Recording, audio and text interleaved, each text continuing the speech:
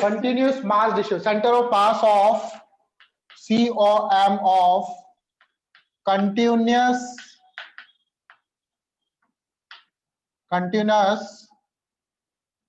Spelling continuous की, ठीक है ना, continuous mass distribution. Continuous mass distribution का मतलब है जैसे रॉड हो गया, हेमिस्फीयर हो गया, उन सब का सेंटर ऑफ मास कैसे निकालेंगे, ठीक है, उन सब का मास कैसे निकालेंगे।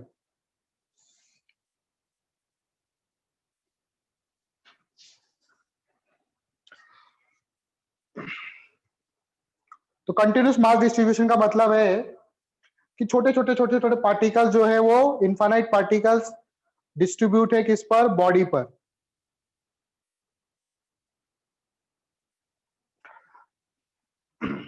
ठीक है, अब देखो, मान लो मेरे पास एक बॉडी है, कैसी भी बॉडी ले सकते हैं हम लोग, ये बॉडी है, इस बॉडी का सेंटर ऑफ मास निकालना है। तो क्या करेंगे हम लोग, इस तरह से आप यहाँ पे x मान लो, ये y मान लो, z मान लो, रेफरेंस फ्रेम ले लेंगे, ठीक है, और ठीक है, ये आपका ओरिजिन हो गया 0,0,0, और यहाँ पर एक छोटा सा मास मान लेंगे, छोटा सा मास dm, इस बॉडी में एक छोटा सा मास एज्यूम कर लेंगे dm, और ये कितने डिस्टेंस पर है, सपोज करो ये है r वेक्टर पर, कितने पर, r वेक्टर पर। ऐसे छोटे छोटे मास dm, इधर भी dm होगा, ऐसे छोटे छोटे मास छोटे छोटे पार्टिकल से मिलकर बना होगा ये कंटिन्यूस मास डिस्ट्रीब्यूशन का मतलब है, ऐसे छोटे छोटे इनफाइनाइट पार्टिकल से मिलकर बना हुआ पार्टिकल, ठीक। तो अब इसका सेंटर ऑफ मास कैसे निकालेंगे हम लोग, तो हमने फॉर्मूला पढ़ा था RCOM equal to M1R1 plus M2R2 plus M3R3, इस तरह से सभी मासेस को जोड़ेंगे, ठीक है, M1R1 M2R2, तो सभी को जोड़ने का मतलब है क्या करेंगे, इसको dm इंटू r, यह समझ में आया क्या, dm into r, m1 into r1, ठीक है, इस तरह से सभी का, और नीचे क्या आएगा, सभी का मास dm plus dm plus dm plus dm plus, तो इंटीग्रेशन ऑफ dm, ये चीज समझ में आई कैसे आया, यहां वेक्टर लिख दो r dm, या फिर इसको ऐसे कह दो r वेक्टर डॉट dm, तो ये हो जाएगा आपका RCOM, सेंटर ऑफ मास की location, integral r dm divided by integral dm। RCOM ये पोजीशन वेक्टर आ जाएगी किसकी, सेंटर ऑफ मास की। एक्चुअल में ये RCOM इक्वल टू क्या होगा, RCOM इक्वल टू होगा XCOM I cap plus YCOM J cap plus ZCOM K cap. RCOM क्या होगा, XCOM I cap, YCOM J cap, ZCOM K cap, समझ गए।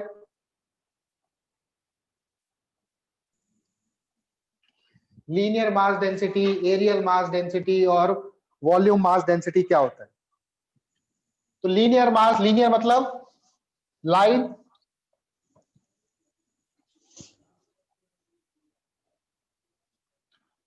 तो लीनियर मास डेंसिटी इसको रिप्रेजेंट करते हैं हम लोग लैम्डा से, लीनियर मास डेंसिटी को लैम्डा से रिप्रेजेंट करते हैं। ऐसी बॉडी जिसमें सिर्फ केवल लेंथ हो, जैसे रॉड, एक रॉड है जिसकी लेंथ है L, मास है m, तो पर यूनिट लेंथ पे जो मास होगा that is called linear mass density. Lambda equal to हो जाएगा m by L, lambda equal to क्या हो जाएगा, m बाई एल, इसकी यूनिट क्या होगी, kg पर मीटर, इसको बोलेंगे लीनियर मास डेंसिटी।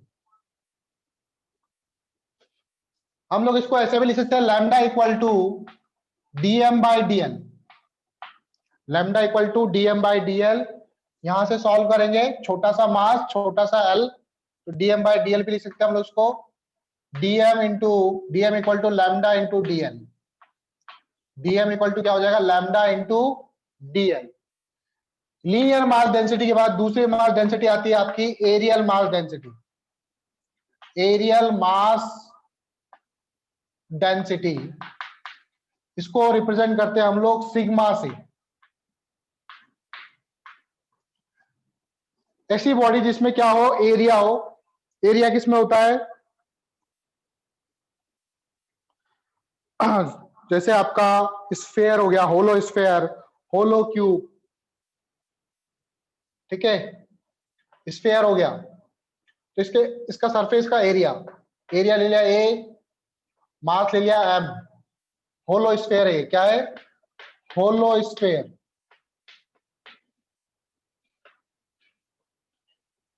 तो सिग्मा इक्वल टू क्या होगा, मास अपॉन एरिया, यूनिट क्या हो जाएगी, केजी अपॉन एरिया क्या होता है, मीटर स्क्वायर। तो सिग्मा को हम लोग लिख सकते हैं dm by da, small area, यहां से आ जाएगा आपका छोटा सा mass equal to sigma into da, sigma into da, ठीक है। इसका एग्जांपल लिख लेना, होलो स्फेयर, होलो क्यूब,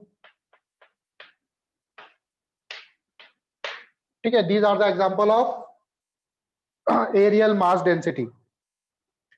तीसरा आता है वॉल्यूम मास डेंसिटी, जो हम लोग अभी तक पढ़ते हुए आ रहे हैं, mass upon volume, volume mass density, volume sir mass symbol density. हाँ बेटा, सर एरियल मास डेंसिटी का सिंबल क्या है? सिग्मा, इसे सिग्मा बोलते हैं। सर सिग्मा तो हाँ हाँ ठीक है। ऐसा, नहीं नहीं ऐसे भी देते हैं। हाँ ये छोटा है, ठीक है। Volume mass density, volume mass density को रिप्रेजेंट करते हैं हम लोग रो से, इसको बोलते हैं रो। तो ये किसके लिए होगा, cube, solid cube, solid cube, sphere, cuboid etcetera, solid होना चाहिए वो, मतलब उसके अंदर भी मटेरियल होना चाहिए।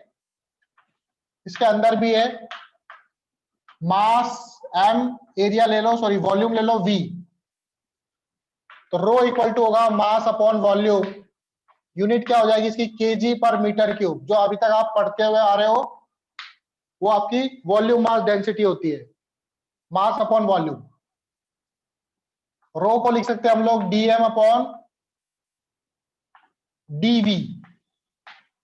तो यहां से आ जाएगा dm, small mass dm equal to rho into dv, small mass dm equal to क्या हो जाएगा, रो इंटू डीवी, ठीक है।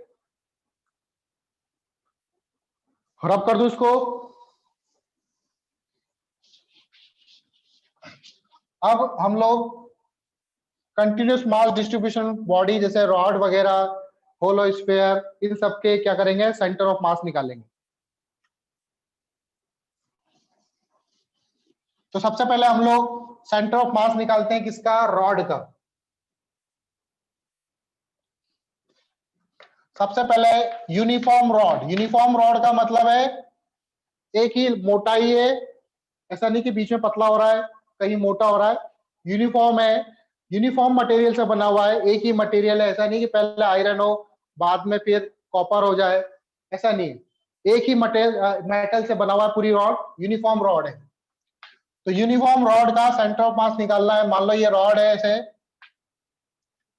एम इसका मास है, एल इसकी लेंथ है, बताओ उसका सेंटर ऑफ मास कहां पर होगा, ये तो आपको पता ही होगा, कहां पर होगा इसका सेंटर ऑफ मास, बीच बीच बीच बीच में एल बाई टू लेंथ पर, एल बाई टू लेंथ पर सभी जानते हैं, लेकिन उस फॉर्मूले से कैसे निकालेंगे इसको। तो सबसे पहले हमको एक रेफरेंस एज्यूम करना पड़ेगा।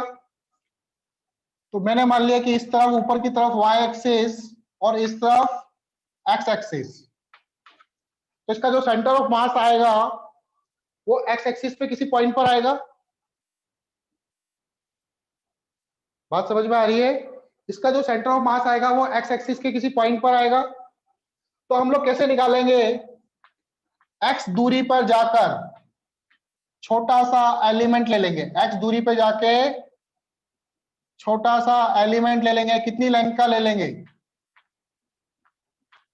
dx लेंथ का, x दूरी पे जाके dx लेंथ का एलिमेंट ले लेंगे और फिर फॉर्मूला लगाएंगे XCM। मुझे पता है इसका सेंटर ऑफ मास केवल x एक्सिस पर ही आएगा, इसलिए मैं इसको XCM निकालूंगा। XCM इक्वल टू क्या होगा, फॉर्मूला क्या था आपका, dm इंटू आर, तो x into dm divided by dm, यही होगा, यही फॉर्मूला था ना। लेकिन अब dm क्या होगा यहां पे, इसकी चार्ज डेंसिटी कितनी हो जाएगी, लीनियर, क्योंकि रॉड है तो लीनियर लेंगे, लैम्डा, लैम्डा बराबर क्या होता है m बाई एल, और dm इक्वल टू क्या होगा, dm इक्वल टू क्या लैम्डा इंटू dx होगा। बात समझ में आ रही है, dm इक्वल टू कितना होगा, लैम्डा इंटू dx, इस छोटे से एलिमेंट का मास कितना, लैम्डा इंटू dx, तो dm बराबर हो जाएगा m by L into dx, m by L into dx। तो वैल्यू पुट कर दो यहां पर, x dm की वैल्यू पुट करी मैंने, m by L into dx, dm नीचे आ जाएगा dm, कांस्टेंट टर्म्स को बाहर निकाल लो, m बाहर आ गया, l बाहर आ गया, अंदर आएगा x dx, नीचे आ जाएगा डिफरेंट इंटीग्रेशन ऑफ dm। ऊपर किसका इंटीग्रेशन कर रहे हैं, x का इंटीग्रेशन कहां से कहां तक करेंगे बताओ, जीरो से लेके पूरी रॉड यहां तक लेनी है मुझे, तो जीरो से लेके कहां तक, जीरो से लेके कहां तक, एल तक, पूरी रॉड के लिए जीरो से लेके कहां तक, एल तक इसको इंटीग्रेट करेंगे। और नीचे क्या है, नीचे मास है, जीरो से लेके एम तक, तो नीचे तो मास का integration DM DM DM DM, छोटे छोटे मास जोड़ूंगा तो पूरी रॉड का मास आ जाएगा, तो नीचे आ जाएगा आपका एम, ऊपर क्या आ जाएगा, एक्स का इंटीग्रेशन क्या होता है जल्दी बोलो, एक्स का integration x square by 2, x square by 2, और फिर वैल्यू पुट करूंगा एल और जीरो, चलो लिख देता हूं पहले, एक्स स्क्वायर बाय 2, लिमिट कहां से कहां तक, जीरो से लेके एल तक, दिख रहा है आप लोगों को, जीरो से लेके एल तक, एम से एम गया, फिर क्या आ जाएगा यहां पे, वैल्यू पुट करोगे एल स्क्वायर, नीचे ये वाला एल इंटू 2, एक एल से एल कैंसिल, तो फाइनली आएगा कितना, एल बाई 2, फाइनली कितना आ जाएगा, एल बाई 2। तो इसका सेंटर ऑफ मास कितनी डिस्टेंस पर होगा, एल बाई 2 डिस्टेंस पर। आया समझ में, कोई डाउट है,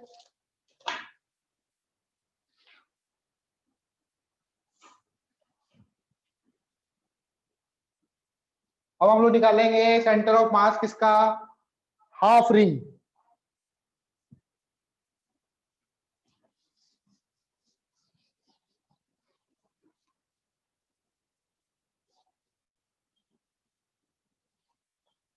हाफ रिंग का सेंटर ऑफ मास,